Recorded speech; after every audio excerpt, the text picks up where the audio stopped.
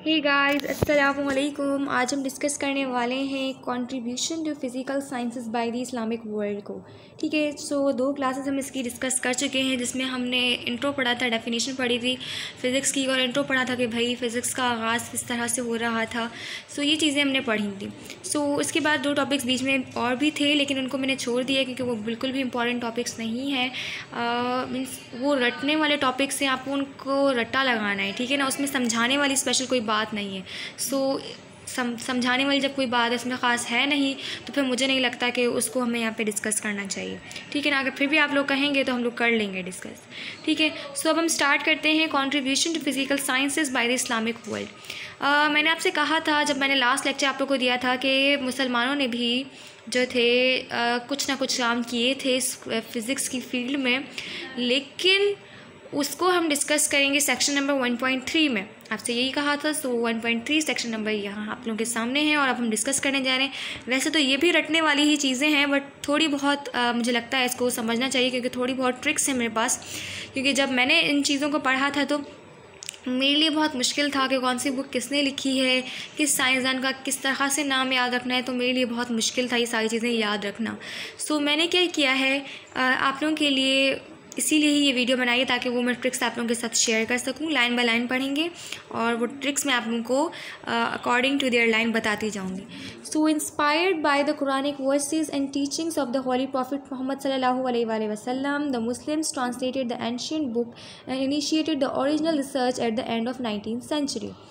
सो क्या हुआ कि जो कुरानिक वर्सेस हैं उनसे इंस्पायर होकर हज़रत मोहम्मद सल्लल्लाहु अलैहि वसल्लम की जो बताई हुई बातें हैं, उनसे इंस्पायर होकर उनकी बताई हुई बातों पर अमल कर क्या हुआ कि मुसलमानों ने क्या किया, जो पुरानी बुक्स थी उनको ट्रांसलेट किया। और जब जैसे ही क्या किया, उन्होंने ओरिजिनल रिसर्च स्टार्ट की। कब स्टार्ट की ओरिजिनल रिसर्च? जब 19वीं सदी क्या थी, एंड में थी। जब 19वीं सदी एंड में थी तब इन्होंने ओरिजिनल रिसर्च स्टार्ट की। सो सबसे पहले क्या थे, हमारे जो फेमस केमिस्ट हैं, ठीक है, उनका नाम क्या है, जाबिर बिन हयान। इन्होंने सबसे पहले बहुत सारे लॉज बनाए केमिस्ट्री के अंदर, और उन्होंने जो बेस रखी उन लॉज की, वो रखी एक्सपेरिमेंट्स। उन्होंने कहा कि अगर कोई भी मैं लॉ दे रहा हूँ तो उसके अंदर एक्सपेरिमेंट ज़रूर होने चाहिए। सो उन्होंने क्या किया, एक साइंसदान है जिनका नाम है जाबिर बिन हयान। सबसे पहले इन्होंने केमिस्ट्री के अंदर बहुत सारे मुख्तलिफ लॉज दिए, और इन्होंने जो इसके अंदर बेस रखी थी वो क्या रखी थी, एक्सपेरिमेंट्स की रखी थी। फिर दूसरे हमारे पास साइंसदान है अल-बतानी। इन्होंने कैलकुलेशंस की। किसके लिए कैलकुलेशंस की? कि भाई सोलर सिस्टम के साथ हमारे क्या कनेक्शन है, सीजन्स किस तरह से चेंज हो रहे हैं। कभी आप देखते हैं समर होता है, कभी विंटर, कभी ऑटम, कभी स्प्रिंग। तो ये चेंज कैसे हो रहे हैं सीजन्स। कभी आप चांद ग्रहण देखते हैं, कभी आप सूरज ग्रहण देखते हैं। ये जो एस्ट्रोनॉमिकल फिनोमिनाज हैं, ये सब, इन सब के बारे में जो पढ़ा था, ये पढ़ा था अल-बतानी ने। इन्होंने इसके बारे में पढ़ा, डिस्कस किया और फिर हमें बताया कि ये सारी चीज़ें किस तरह से हैं, ठीक है। सो एस्ट्रोनॉमिकल फिनोमिनाज में क्या चीज़ें आ जाती हैं हमारे पास, जैसे गैलेक्सीज, स्टार्स, मून्स, वहाँ पे जो चीज़ें हो रही हैं उनके बारे में बताया। So remarkable and distinguished contribution were made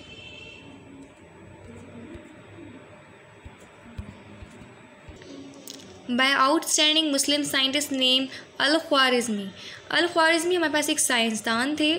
इनके लिए कहा जाता है कि, जो मैं आपको एक एक्स्ट्रा पॉइंट बताती चलूँ जो कि हमारे बुक में नहीं है, but for general knowledge, for your knowledge, आप ये बात याद रख सकते हैं कि जो अल-ख्वारिज़मी थे, इन्होंने क्या किया था कि जो काउंटिंग होती है, जैसे 1 2 3 4 हम पढ़ते हैं, ये जो काउंटिंग है इसके अंदर ज़ीरो जो होता है ना, वो ज़ीरो जो था वो अल-ख्वारिज़मी ने इंट्रोड्यूस करवाया था कि भाई ये ज़ीरो भी एक जो है काउंटिंग के अंदर होना चाहिए। सो ज़ीरो हमारी काउंटिंग के अंदर किसने इंट्रोड्यूस करवाया था, वो यही साइंसदान थे। So he was the founder of analytical algebra. जो अलजबरा हम पढ़ते हैं, ठीक है, उसके जो फाउंडर थे वो हमारे पास अल-ख्वारिज़मी थे। इन्होंने बहुत वाज़ेहा, बहुत अच्छा काम किया, मुस्लिम साइंसदान थे ये भी हमारे, ठीक है ना। सो इनका बहुत ऐसा काम था जो कि अटेंशन सीख कर रहा था। सो हिज फेमस ट्रीटाइस हिसाब अल-जबर वल मुकाबला। अब देखें, is the first first work on this subject, मतलब इनका जो फर्स्ट जो इस सब्जेक्ट पे जो काम था वो ये बुक के नेम है हिसाबुल जबर वल मुकाबला। ठीक है, सो अब ये आप नेम देखें, मैंने आपको बताया कि इन्होंने जो है वो क्या किया, ये फाउंडर है एनालिटिकल अलजबरा के। अलजबरा क्या है, मैथ्स का ही एक पार्ट है। ठीक है ना। अब मैंने आपको बताया कि जब ये मैथ्स आप इजीली याद रख सकते हैं ना, कि एक साइंसदान है जिनका नाम अल-ख्वारिज़मी है, जिन्होंने काउंटिंग के अंदर ज़ीरो को इंट्रोड्यूस करवाया। ये फाउंडर है एनालिटिकल अलजबरा की। सारी चीज़ें कनेक्शन में, सारी चीज़ें मैथ्स से रिलेटेड हैं। अब यहाँ पे आपको एक वर्ड मिला है इनकी बुक के अंदर कि आप कैसे इनकी बुक का नेम याद रख सकते हैं। बहुत मुश्किल सा नेम है, हिसाबुल जबर वल मुकाबला। सो ये जो मुकाबला है, ये जो वर्ड है ना मुकाबला, इससे आप याद कर सकते हैं कि अल-ख्वारिज़मी ही वो थे जिन्होंने मुकाबला means math means algebra means counting के अंदर ज़ीरो का इंट्रोड्यूस करना, ये सारे काम इन्हीं के थे। फिर इन्होंने इन्वेंट किया टर्म लोगारिथम, जिसे अलगोरिथम कहा जाता है। ठीक है, ये दोनों वर्ड्स मीन्स यूज़ किए जाते हैं, तो ये भी इन्होंने किया और ये भी सब मैथ्स में ही पढ़ रहे होते हैं। सो ये एक ही साइंसदान है और ये सारी चीज़ें हम इनकी ईजिली याद से कर सकते हैं। सो ये जो वर्ड मुकाबला है ये यहाँ शो कर रहा है कि ये मैथ्स वाले ही हैं। ठीक है, सो इजीली हमें ये इनकी सारी बातें फिर याद आ जाएंगी। फिर है हमारे पास Omar Khayyam was one of the prominent mathematician, ये भी हमारे पास मैथमेटिशियन थे। किस चीज़ के, इस्लामिक वर्ल्ड के। बर्टन रसल हमारे पास एक इंग्लिश के जो है वो साइंसदान नहीं, आई थिंक राइटर हैं, यस राइटर हैं। इन्होंने इनके बारे में फरमाया कि भाई जो उमर ख़याम हैं, इनके अकॉर्डिंग बर्टन रसल के अकॉर्डिंग उमर ख़याम वाहिद वो इंसान थे जो एक पोएट भी हैं, जो कि एक मैथमेटिशियन भी हैं। ये खुद भी राइटर, पोएट, इस तरह के कोई शख्स है। इंग्लिश में हम पढ़ते हैं इनके बारे में, इन्होंने एक चैप्टर लिखा है हमारा, सो हमारे कोर्स का ही फर्स्ट इंटर में ही। ठीक है, सो इनके बारे में इन्होंने बोला कि ये इनके अकॉर्डिंग ये पहले ही इनके जानने वाले वो शख्स थे, या एक वाहिद वो शख्स थे इनके जानने वाले जो पोएट भी हैं और मैथमेटिशियन भी हैं। बस इनके बारे में आपने यही कोट याद रखना है। फिर आ जाते हैं इब्न अल हैसम। ठीक है, और was a great physicist of the Islamic world. इन्होंने फ़िज़िक्स पे काम किया है, फ़िज़िक्स पे इनका बहुत अच्छा काम हुआ है, बहुत अच्छे साइंसदान थे ये फ़िज़िक्स के इस्लामी दुनिया में। इन्होंने भी बहुत सारी बुक्स लिखी हैं। इनका जो मास्टर पीस है, जिसकी वजह से ये बहुत ज़्यादा फेमस हुए, जिसकी वजह से उन्होंने अटेंशन सीखी, जिसकी वजह से ये ख़ुद फेमस हो गए, तो उनकी बुक का नाम था किताबुल मनाज़िर। ठीक है, अब आपने यहाँ पे इसके बुक का नेम क्या सुना, किताबुल मनाज़िर। अब ये आपने याद रखना है, किस तरह से याद रखना है, देखें यहाँ पे लिखा है कि it is the first comprehensive book on light, मतलब ये फर्स्ट इनकी बुक थी जो कि लाइट पे बहुत वाज़ह तौर पे लिखी गई थी, जिसके अंदर बहुत सारी ब्रीफ डिस्क्रिप्शंस बहुत कुछ था। इसके अंदर इन्होंने बताया कि रिफ्लेक्शन किस तरह से हो रहा है, ठीक है, अक्स किस तरह से हो रहा है।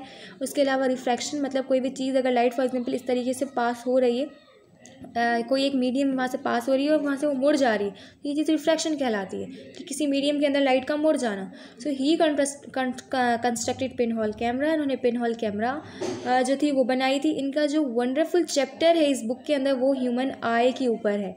ठीक है, और अभी तक इसके अंदर जो भी इंफॉर्मेशन दी गई है वो अभी तक बिल्कुल सही है, वैलिड है, करेक्ट है, वो एक्सेप्टेबल है। कभी अभी तक इतनी पुरानी बुक, इतने सदियों पुरानी जो बुक लिखी गई है वो अभी तक जो भी हम मालूम कर सकें वो बिल्कुल करेक्ट है। इतने टाइम पहले इन्होंने तब ही सब कुछ फाइंड आउट कर लिया था। तो यहाँ पे मैंने आपसे कहा किताबुल मनाज़िर। मनाज़िर आप वर्ड देख सकते हैं, मनाज़िर आपको वर्ड इस तरह से लगेगा, कुछ मंजर होता है जैसे, ये वर्ड मंजर मनाज़िर से निकला है और ये इस तरह से लग रहा है कि ये जो मनाज़िर वर्ड है कि वो इस तरह से है जैसे कुछ देखना। ठीक है, मंजर कोई आप देख रहे हो, मंजर, तो इन्होंने देखना से हमें क्या पता चला कि इनका जो वंडरफुल जो चैप्टर है जो इन्होंने लिखा है वो ह्यूमन आई पर है। ठीक है, ह्यूमन आई, मंजर, मनाज़िर, ये आपको याद हो गई ये चीज़ यहाँ से। इसके अलावा यहाँ पे इन्होंने क्या कहा है, इनका ये क्या थे, और ये इब्न अल हैसम थे। ठीक है, ये इब्न अल हैसम थे, इनकी बुक का नेम जो है वो किताबुल मनाज़िर है और ये ह्यूमन आई पे इन्होंने बहुत वंडरफुल चैप्टर लिखा है। राज ऑफ रिफ्लेक्शन, रिफ्रैक्शन, ये सारा फिर आपको इसी तरह से याद हो जाएगा। तो आपने ये मनाज़िर इस तरीके से याद रखना है। ठीक है, मंजर जैसे होता है कुछ भी देखना, ठीक है ना, इस तरीके से आपने क्या करना है, इसको याद रखना है। फिर आ जाते हैं बस, al Razi was the most prominent and greatest physician. He wrote about 200 original monographs, half of which pertain to medicine. Al Razi हमारे पास जो थे वो एक बहुत अच्छे और बहुत वाज़ेह हमारे पास फिजिशियन थे। इन्होंने 200 ओरिजिनल मोनोग्राफ्स लिखे, जिसमें से तकरीबन आधे जो थे वो मेडिसिन से रिलेटेड थे, मींस मेडिसिन की फील्ड पे थे। सो अबू रेहान हमारे पास एक और साइंसदान है, Abu Rehan al Biruni. So was contemporary of Ibn Sina. He was an astronomer, physician and mathematician. ये एस्ट्रोनॉमर भी हैं, फिजिशियन भी हैं, मैथमेटिशियन भी हैं।